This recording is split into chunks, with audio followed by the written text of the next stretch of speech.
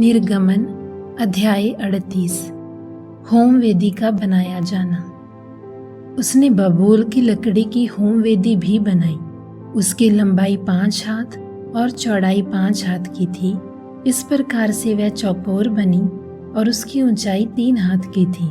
और उसने उसके चारों कोनों पर उसके 4 सींग बनाए।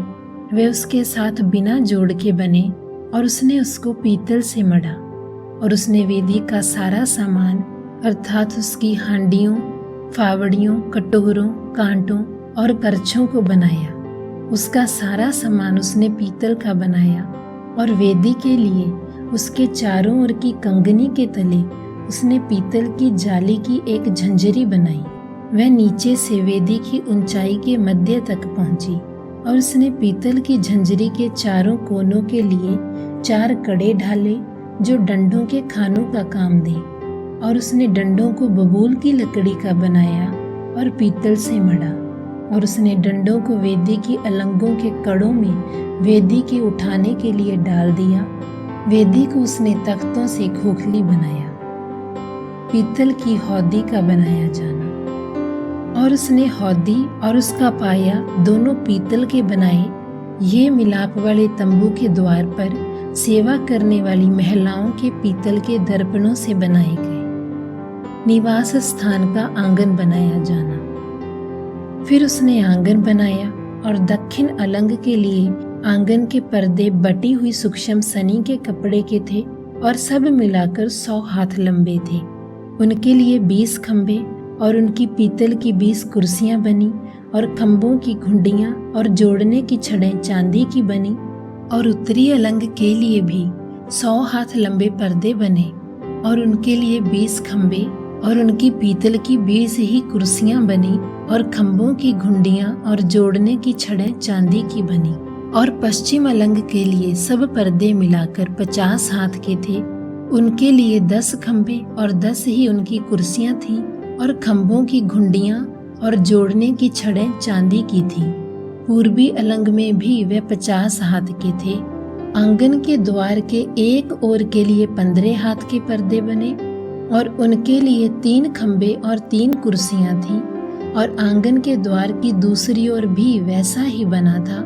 और आंगन के दरवाजे के इधर और उधर 15-15 हाथ के पर्दे बने थे। और उनके लिए 3 ही 3 खंबे और 3 ही 3 इनकी कुर्सियां भी थीं। आंगन के चारों ओर सब पर्दे सूक्ष्म बटी हुई सनी के कपड़े के बने हुए थे। और खंभों की कुर्सियां पीतल की और घुंडियां और छड़ें चांदी की बनी और उनके सिरे चांदी से मढ़े गए।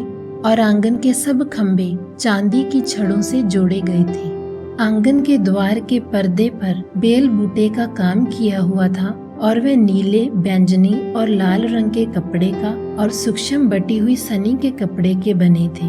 और उसकी लंबाई 20 हाथ की थी और उसकी ऊंचाई आंगन की कनात की चौड़ाई के समान 5 हाथ की बनी। और उनके लिए 4 खंबे और उनके खंभों की 4 ही कुर्सियां पीतल की बनी। उनकी घुंडियां चांदी की बनी और उनके सिरे चांदी से मढ़े गए और उनकी छड़ें चांदी की बनी। और निवास और आंगन के चारों ओर के सब खुंटे पीतल के बने थे।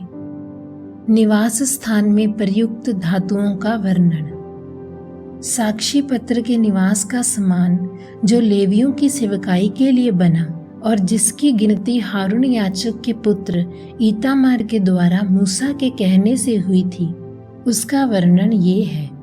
जिस जिस वस्तु के बनाने की आज्ञा यहोवा ने मूसा को दी थी, उसको यहूदा के गोत्र वाले बसलेल ने, जो हूर का पोता और ऊरी का पुत्र था, बना दिया। और उसके संग दान के गोत्र वाले अहीसमाक का पुत्र अहोलियाब था, जो खोदने और काढ़ने वाला और नीले, बैंगनी और लाल रंग के और सूक्ष्म सनी के कपड़े में कढ़ाई करने वाला निपुण कारीगर था।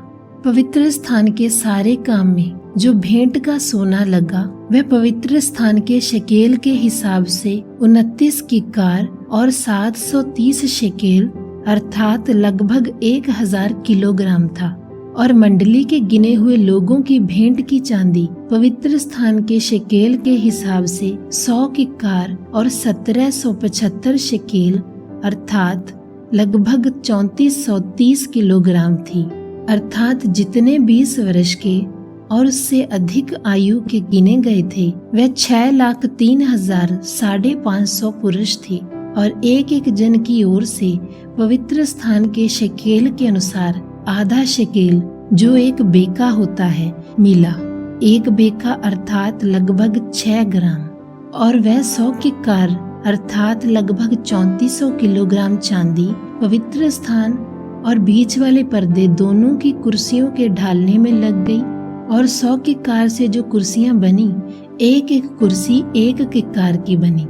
और 1775 शकेल अर्थात लगभग 30 किलोग्राम जो बच गए, उनसे खंभों की घुंडियां बनाई गई और खंभों की चोटियां मढ़ी गईं और उनकी छड़ें भी बनाई गईं।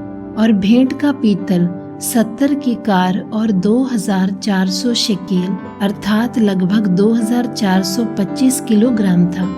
इससे मिलाप वाले तंबू के द्वार की कुर्सियां और पीतल की वेदी, पीतल की झंझरी और वेदी का सारा सामान और आंगन की चारों ओर की कुर्सियां और उसके द्वार की कुर्सियां और निवास और आंगन के चारों ओर के खूंटे भी बनाए गए।